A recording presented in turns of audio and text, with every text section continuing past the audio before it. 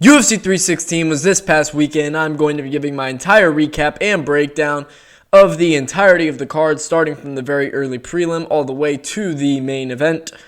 So let's go ahead and just start with Markel Medeiros versus Mark Choinsky. So, now Markel Medeiros looked better than I thought he would. And I think he looked much improved. He's got really fundamental striking. Skillful, talented. He's got speed. He's got power. He was brutalizing Mark Choinsky's leg kicks, and the fact that they said on the commentary, if you didn't catch it later in the early prelims, that those were actually illegal. The stomps that Choinsky was laying on his back and Medeiros was stomping downward onto his Choinsky's leg. That turned out to be illegal. Dumbest rule ever. But yeah, Markel Medeiros brutalized Mark Choinsky's legs, and really showed up. He showed out. He looked good. He looked talented. And I'm interested to see what he can do next. Now, again, no level of competition yet in the UFC, and they're definitely trying to give him a slow build. Maybe he'll get on the Noncha UFC card. I don't know how much damage he actually took in this fight. Maybe they'll wait him a little bit longer. But he came back pretty quickly from his last one. So I'm interested to see if maybe we get him on the Noncha UFC card. We get him against a Mike Davis. I saw that matchup. It's not a bad one. Definitely a jump up in competition. So I think that's a good fight for Markel Medeiros. And yeah, 3-0 in the UFC. Much improved, and he impressed. He definitely impressed. Moving on. Quillen Salkild versus Yanal Ashmuz. Sorry, I was saying his name wrong. Even though I'm such a big fan, I should know how to say his name, right? But whatever. He really showed off his wrestling, and he showed off his wrestling more in the Contender Series fight, and he KO'd Jubilee.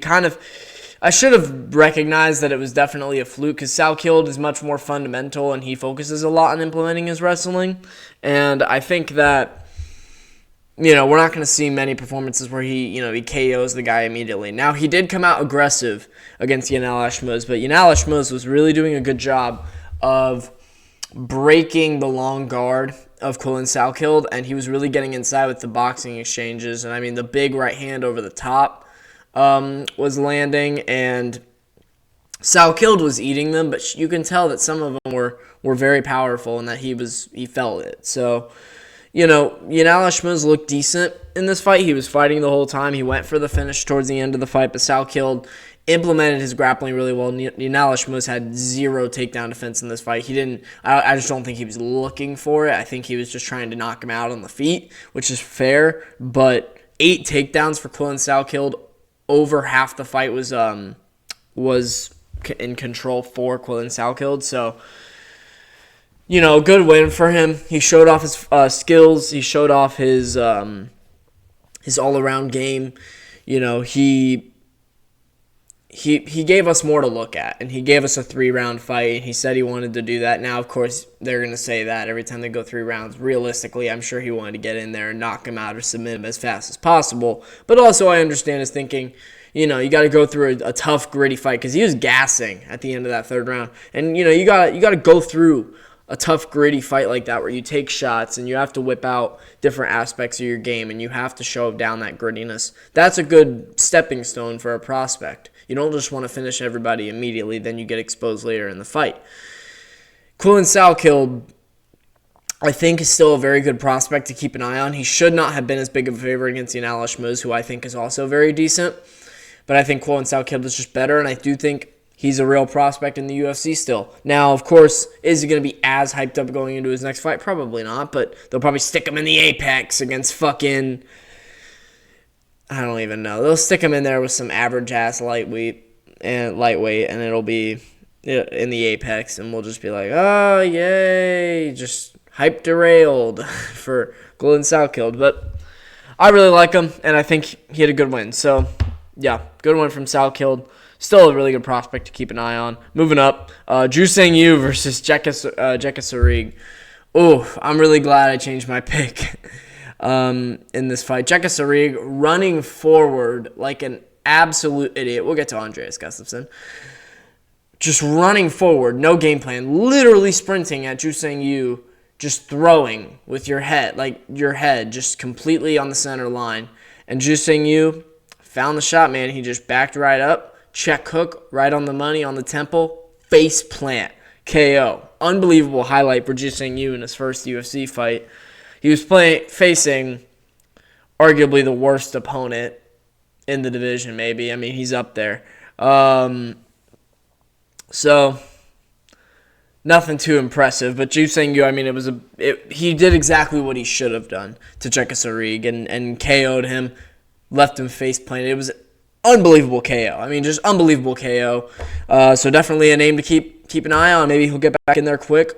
You know, I'd love to see him in there again in the summer, late in the summer, or the early fall. Just get him back in there relatively soon so we can build up some hype for this guy if he is actually decent. And, you know, he got quick KO his first fight. So best thing you can do as a prospect, get a KO your first fight. He did it. Chekasarig's terrible. He should get cut. Moving on.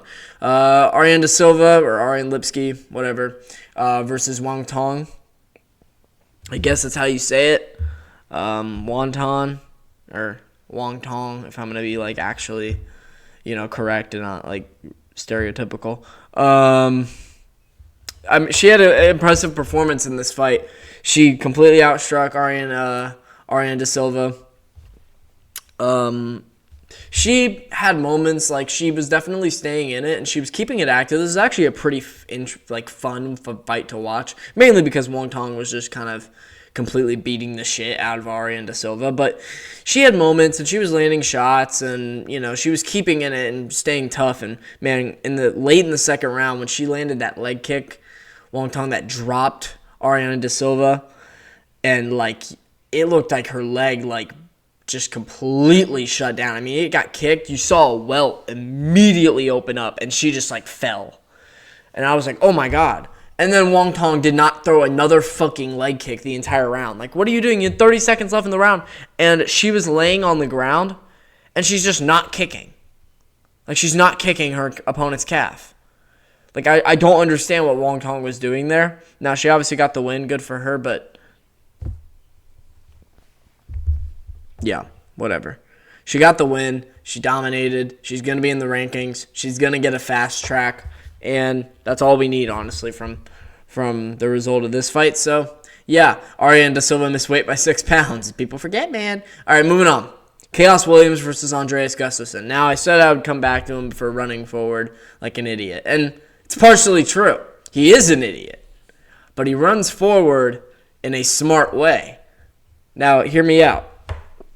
So, I just want to get into this fight a lot because this is a real, I was watching this and I was really intrigued by Gustafsson's debut. There's not many guys that fight like him.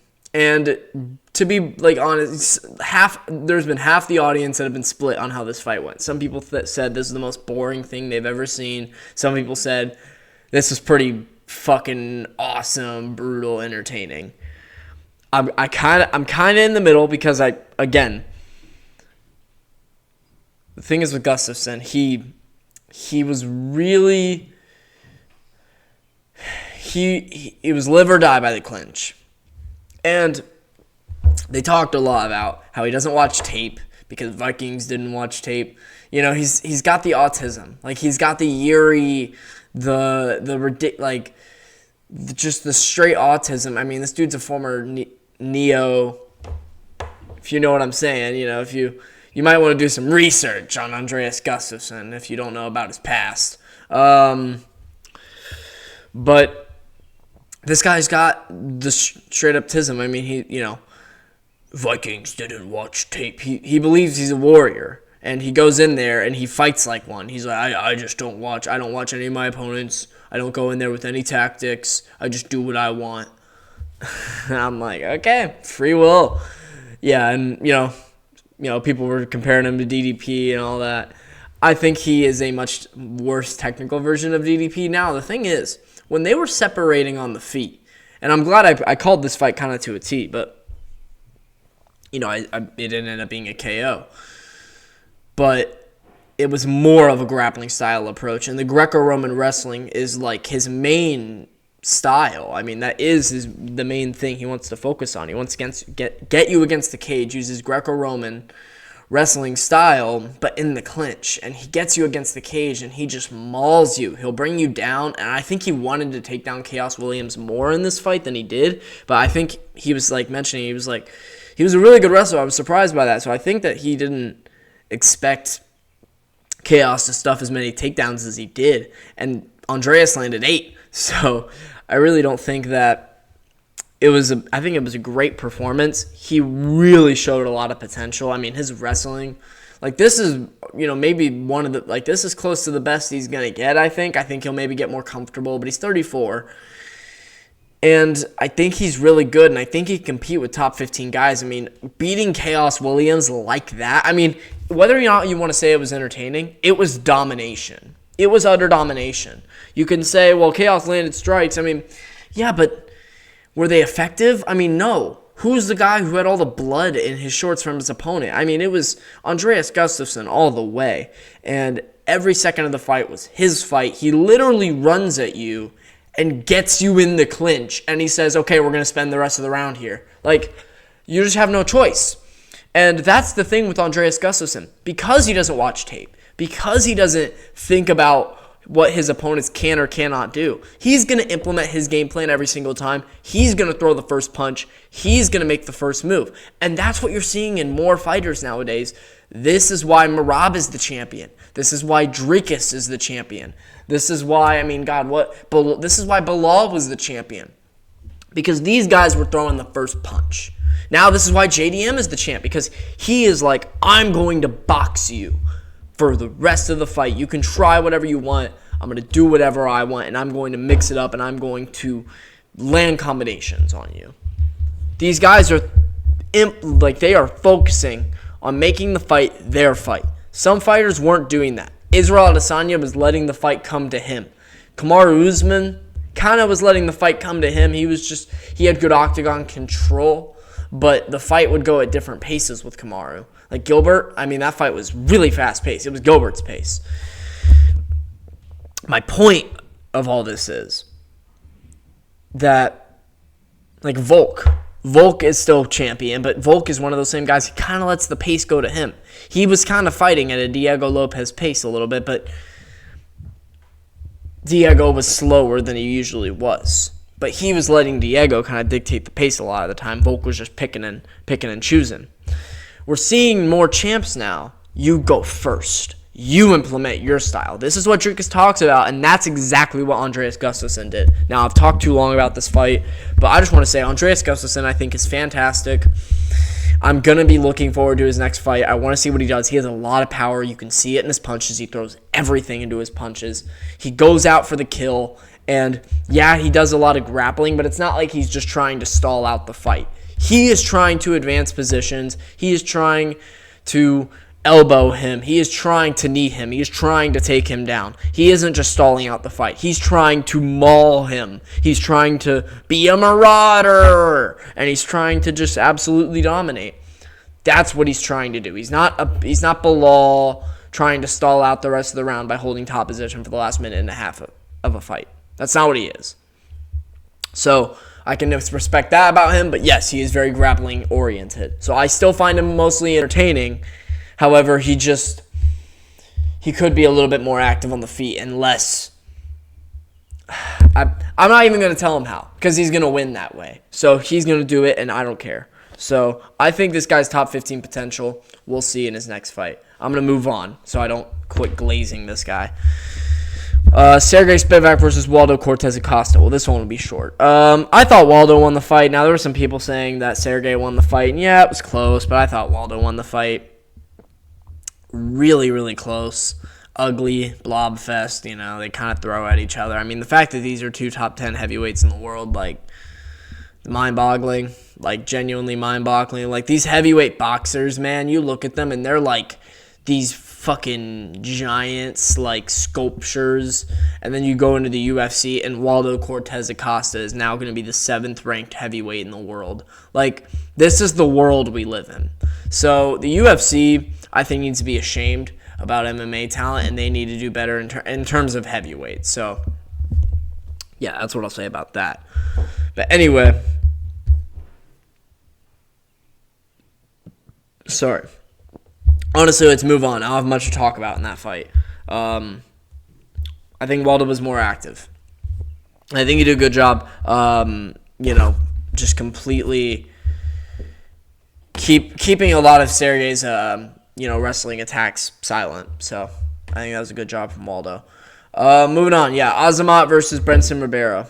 This fight went exactly how I predicted it would. Now, I thought Brenson Ribeiro would last a little longer, but in terms of just the sheer domination, in terms of who was going to be dictating the pace, in terms of who was going to win and how he was going to win, nailed it on the money. Azamat just showed the levels out there. He was fantastic. Brutal KO over Brenson Ribeiro. Ugly domination. Azamat needs actually a high-level light heavyweight. I don't want to see him versus Nikita right now. Give him a different fight. That's all I've got to say about that. So, great win for Azamat Murzakanov. I'm going to move on so I can glaze some Joshua Van right here. Now, Joshua Van, this guy is one of the best young prospects in the UFC, let alone, ignore weight classes, man. Joshua Van is one of the best prospects in the UFC, and I would say is the best flyweight prospect in the UFC, and one of the best flyweight prospects we've seen in a while. He's got really good sprawls, really good takedown defense, and his boxing, he's just got that modern day style, and he does it at flyweight, where you're a boxer and you just sprawl. Like every time these guys go at you, sprawl. And implement your game plan, and that way you can stay in boxing range. And listen, I'm going to talk about Sean O'Malley in this main event. And I'm going to shit on him a lot because, honestly, his style, we'll get into it, but Joshua Van is the new style of MMA. Jack Della Maddalena is the new style. Ilia Topuria. These are the new age MMA representations in my eyes. And Joshua Van, I think, is going to be flyweight champion one day. It was a masterclass, as I predicted. He knocked him down so many times. Joshua Van is the best flyweight prospect in the UFC. He wants to fight at UFC Noche. I think he wants that Brandon Moreno fight, and that makes perfect sense. Give him a shot, dude. There's no one else we need to see. Brandon Moreno is willing to fight anybody. If he gets another win, maybe then you can throw him into a title fight. Give him a fight on UFC Noche and let the fans get what we want to see, because Joshua Van is so much fun to watch, win or lose, and he wins almost every time. So I'm excited to see, hopefully, that fight. If not, we'll see Joshua Van against some sort of top 10 flyweight, maybe in a main event. I'd love to see Joshua Van in a 5-round main event, but we'll see, man. Great win from Joshua Van. Unbelievable boxing, next level. Dude is going to be the future flyweight champ. Moving on to the main card, Vicente Luque versus Kevin Holland. I got this one wrong. Yeah, so I was 10-3 on predictions on this card, which is really good, but I almost feel like I should be 1-4 because one of the fights I'm still debating how close it was or not. And I made some mistakes. Even though I was 8-0 on the prelims. I think I was 8-0, right? Waldo. I picked Su Yang Yu. Yeah, I was fucking 8-0 on the prelims. Called it. I did not know that Kevin Holland would have better Brazilian Jiu-Jitsu than Vicente Luque. He showed it off, and you know what? He was doing well on the feet. Up to that point, he was winning the fight. I don't think Vicente looked bad. Do I think he's ranked level anymore? No. So I think this is a winnable fight for Luque, and I think a winnable fight for Holland, and I think I overestimated Luque a little bit. And Kevin Holland is going to get that Colby Covington fight, even though I'd much rather see Colby versus Gilbert, because those guys had beef. It would be much more of a beef, going up. Like, I think it'd be more of a beef than Colby versus Kevin. I mean, Kevin and Colby would just be funny-ass trash talk, which is still going to be great, but it'll be on a main card, like feature fight of a pay-per-view, I guarantee it. But, I mean, they made Holland an MVP, the feature fight, so Colby and Holland will for sure be a feature fight, or it'll be a main event of a fight night. And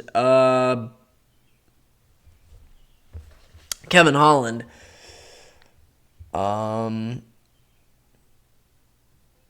anyway, I lost my train of thought. I was talking about Colby and Gilbert, but I think that'd be more interesting because both those guys are on losing streaks. It'd be nice to see one of them get back into the rankings, and it'd be a beef, filled up fight. But Colby versus Holland works as well. It makes sense. It's a great call out from Kevin Holland because it's a shot up into the top 10, easiest welterweight on the roster, easiest welterweight in the top 15, let's say, rather than easiest welterweight on the roster. Maybe, I think, Colby could beat Luque. I think he could. So maybe not the worst, welterweight in the top 15, but he's up there. And, he's definitely not, but he's not more than bottom 3. I mean, he's definitely 13, 14, or 15 if we're talking, if we really want to rank the welterweight division in terms of talent. But that's a good call out for Kevin. Makes total sense. He had a really good performance. He looks active, and I'm glad that he's committing to 170. He's starting to gain his fans back because he's winning and actually being responsible. Now, he's still being a complete dick to Rampage for some reason. I don't get it. Like, Rampage just made a joke, and Kevin got so mad about it, and then he threatened to kill him on his podcast, and then Rampage is just like, okay, man.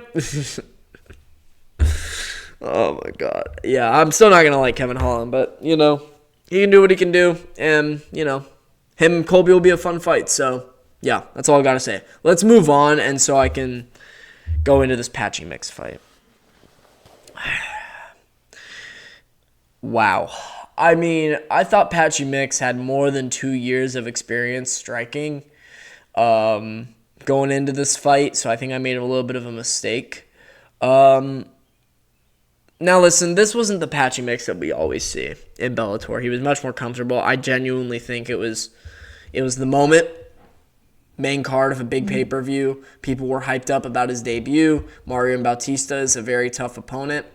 Mario's coming in motivated. He's been getting shit on the last half a year since the Jose Aldo fight.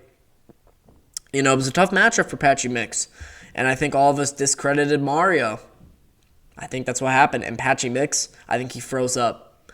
I mean, this dude did not move his fucking head once in the fight. I mean, it was... he didn't move his head. He just didn't. I mean, all arms on his punches. Like, his striking had no consequential meaning to them. And he would not initiate a takedown. Like, what are you doing? Now, I said, if Patchy Mix doesn't implement his grappling, he'll lose. But I didn't think he would not actually implement his grappling. I thought he would implement his game plan. And I'm seeing this more and more. It's like these guys that come from different promotions, they have to, and you're talking about implementing your game plan, going first, the way that Andreas Gustafsson goes first. Patricio Pitbull couldn't implement anything against Yair Rodriguez. These guys, freeze up a little bit. First fight in the UFC, they get these high-ranked opponents, and they just freeze up, and they don't implement their style. Chandler did. Of course. That's the guy that wins. Asakura couldn't do it. Patricio didn't do it. Patchy can't do it. I mean, it's unfortunate. And, now, Patricio's matched up against Dan Ige. Asakura's matched up against Tim Elliott. We actually have matchups now for those guys, and we have them getting back into the rankings potentially. But now Patchy Mix, he's got to go right back to the bottom now, and he's going to have to fight an unranked guy. This was the 10th ranked bantamweight, and you got schooled by him. So if you're going to fight again in the UFC, you need to fight an unranked guy. So I think they'll keep him on a main card of a fight night, but he's going to be fighting unranked guys. maybe he'll fight a number 15 ranked guy, but he doesn't even deserve it. So Patchy Mix should fight way down. I think Cody Garbrandt could fucking beat this dude. I mean, I'm being for real, man. Patchy Mix looked terrible. I'm going to be brutally honest. He did. And Mario Bautista looked great. He did. I'm not going to not give him this credit just because I still don't like him. Now, Patchy Mix, if you are not going to know how to defend a 1-2, I don't even know if you belong here. This is really embarrassing, man. Mario threw the same exact combination every single time. 1-2, 1-1-2, 1-2, jab to the body. Okay, now I'm going to throw the right cross to the body. Now I'm going to throw it to the chest. Oh, now to the head. Okay, 1-2. That's all Mario did. And Mario wasn't going for hooks, even though if he landed a brutal hook, he would have slept Patchy Mix because Patchy was just keeping his head on the center line like this. And he's standing flat-footed and all arms on his punches. I mean, terrible performance from Patchy Mix. Mario Bautista 1-2'd his way to a win. Now, do I think Mario goes and beats Cheeto? Yeah. Do I think he beats Figueiredo? No. Figueiredo at this point? Maybe. Maybe at this point. But he doesn't beat Corey. He doesn't beat Peter. I don't think he beats Marcus McGee. I don't think he beats O'Malley still. I don't think he beats Umar. I don't think he beats Merab, obviously. There's so many guys at the top of bantamweight that this guy does not beat. So, I'm not too concerned about Bautista making it to the top, guys. But I think his next one is going to be a really big fight. I think they might just rebook the Cheeto fight, but I could also see them really going up the rankings here because we got Yadong versus... He's not going to beat... He doesn't beat Song Yadong. He doesn't beat Rob Font. I mean, maybe he... I don't even know if he beats Rob Font, man. Maybe, if Rob Font loses to Song Yadong and then he fights, maybe. But I don't know. Mario looked okay, but the 1-2, I mean, that's all he threw. So, good performance from Mario. Good performance from Mario, but terrible performance from Patchy Mix, I think, is the better representation of that fight. Moving on, Kelvin Gastelum versus Joe Pyfer. Now, this one fucking sucked. Now, obviously, yeah, they were interesting. Joe Pyfer hurt him bad in moments, first and second round. And Joe Pyfer always has finishing instincts. He always finishes his opponent. He had that sick, ground KO over Marc-Andre Barrios after he dropped him with a punch and then hit one more, and that put him out. He always has those good moments. And this fight, he has no idea how to put more than a two-punch combination together. I mean, really, it's his general go-to is a one-punch combination. Then maybe he'll throw a two-punch and then maybe he'll throw but he doesn't really throw his jab. He just kind of sticks hit here. He looked like Conor, bro. Look at Conor at the MSG card, and then I'm just saying by look alone, not performance. Jesus Christ, his performance is terrible. Well, not terrible, but not great. Look at them side by side. Kind of looked like Conor last night, but I don't know. I think he's kind of copying with the hair and the beard. I don't know. I don't like the hair for Joe Pyfer. I feel like he lost aura. Kelvin Gastelum's too fat to die, man. I don't know. I don't know how he survived some of those moments, but Joe Pyfer just has no idea how to put punches together, and he had poor finishing instincts in this fight. And I fucking hate the fact that Dean Thomas was saying, "Yeah, you're up 2-0. You're up 2-0." I thought Kelvin won the second round. And you could argue he won the third. This fight was really close, guys. I really kind of felt like Kelvin may have, arguably won this fight. I think you give it to Joe just because of the knockdowns. Actually, no. He didn't win round 2. He won round 3. Sorry. I think the only reason he won round 2 is because he had a knockdown. But besides the knockdown, Kelvin was doing more. He was being more active because Joe Pyfer just wasn't really throwing. In the first round, Joe obviously won that round. But the third round was, I thought, pretty clear to Kelvin. And if you give... And, I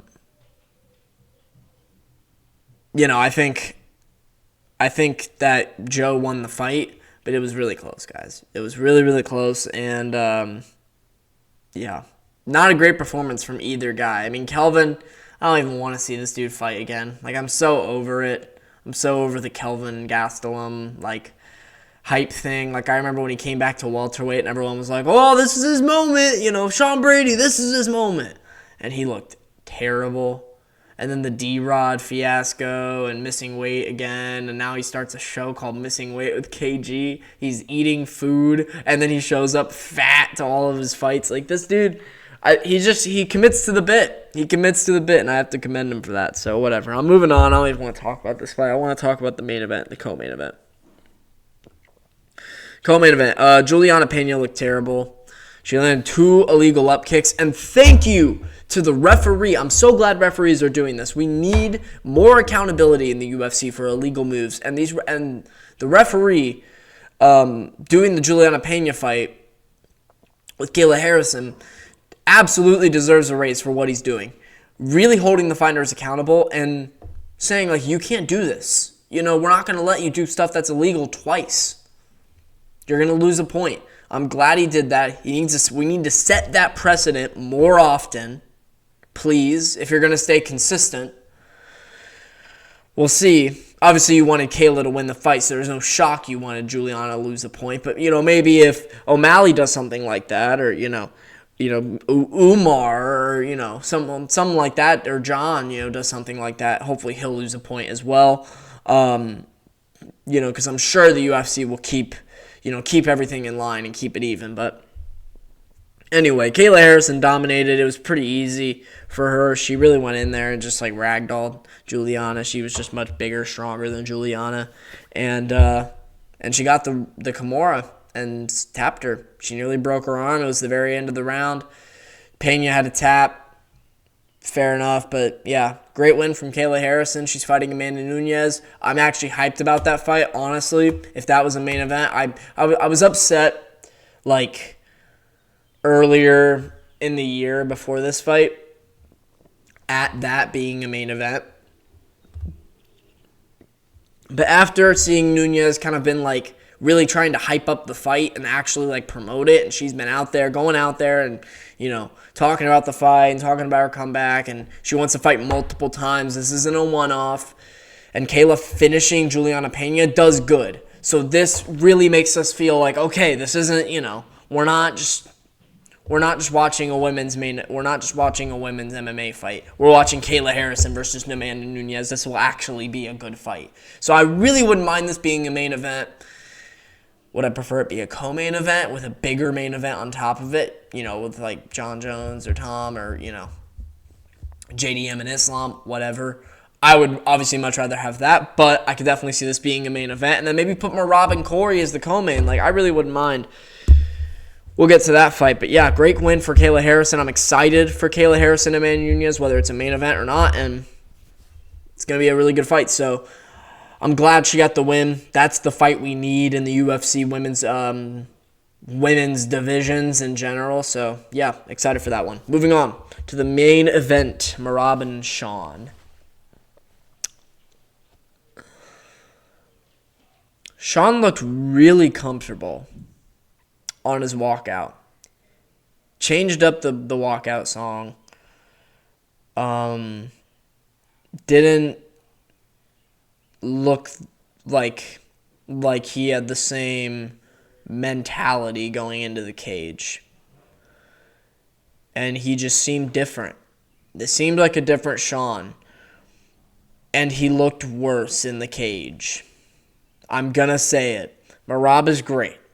Merab is fantastic. He's obviously the champion, and he's definitely the bantamweight GOAT, undeniable, easily. But O'Malley looked worse in this fight, man. His takedown defense looked good for the most part, but towards the later, he gassed out, man. Sean O'Malley gassed out. And guess what? He lost on the feet to Merab. He lost on the feet to Merab. And if you want to give him moments, of course, he had moments. He landed shots here and there. And, you know, he landed his teep kick. But, man, he complicates it too much. Like, he's switching his stances every single, like, second. He's always running. I mean, he's, like, running backwards. Like his pace backwards is really bad. Like he's just constantly moving backwards and you're gonna gas out. He gave Merab so much real estate in the cage where Merab is just tracking him down and Sean is literally just circling, and backing up so far. And when Merab would attack him with hooks, he would land because O'Malley's just backing up like straight. He's just like straight back. Never back up a second or third time. At least, maybe a second time, definitely not a third. And if you're backing up the second time, do it against a guy who is bad at changing angles. So Sean could have done that in this fight, but he would back up from the middle of the octagon to the end. Just straight back. And he completely disregarded the fact that he actually had to do damage to win a fight. You can't just catch him. And Sean gassed himself out after 2 rounds. Merab looked completely okay. And O'Malley looked gassed after the second. He looked like he drained everything. And he was really he was putting so much effort. And he was making things complicated. And I feel like he was overthinking. He was looking for a moment. He wasn't looking to win. He looked for a moment. And, maybe I'm wrong. Maybe I'm just a guy talking behind a computer, right? But O'Malley, I just want you to get back to the basics, man. Flick that jab out there. Merab is coming forward at you. Stay grounded more. Quit switching your stances. Stay grounded I love when you're switching your stances at the right time. Don't force it. O'Malley's like standing square and like juking around. Like, oh, which way am I going to go?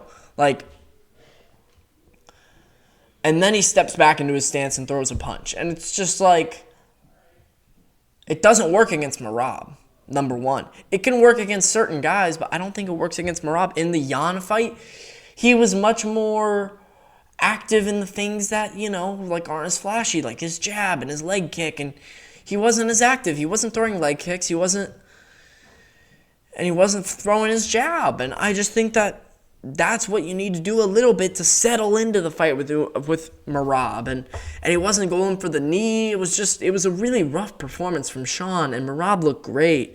And Merab was taking him down and chasing him down. And every time he took him down, it was clear-head, good control, and he submitted Sean. When you got Merab finishing people, even DC said it. When you have Merab finishing people, you know you have a problem because Merab doesn't finish people.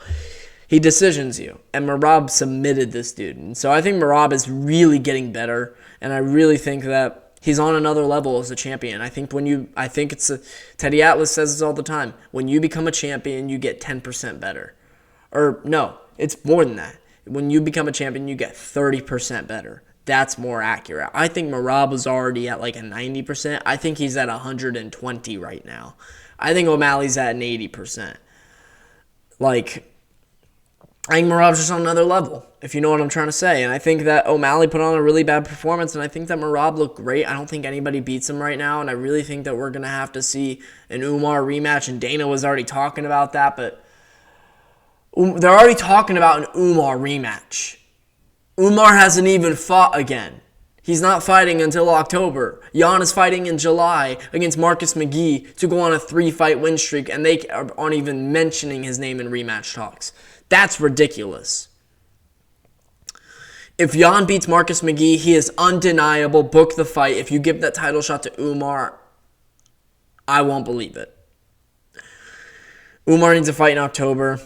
Do Corey and Merab in October in Vegas. They announced that 320 will be in Vegas in early October. So are we still only going to get 13 pay-per-views, or are we going to get 2 in December now? I mean, what's going to happen here? Or 2 in November? We're going to have 2 pay-per-views and 2 in October. And we're going to need 2 pay-per-views in another month to make up for September. So we'll see what happens. Yeah, I think that's all I've got, man. I'm tired. I had a lot. Popped my tire. A lot of stuff this weekend. But we're good. We got the recap.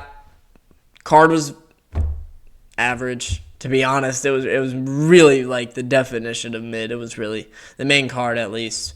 A lot of disappointments on that card, but there were some good performances. So yeah, I'll see you guys more this week with other news videos and predictions for the Buckley Usman card. Big fight this weekend at UFC Atlanta. Great card as well. There's a lot of really good fighters and a lot of good prospects on this card. Cody Garbrandt's back. So yeah, thank you everybody for watching. Bye.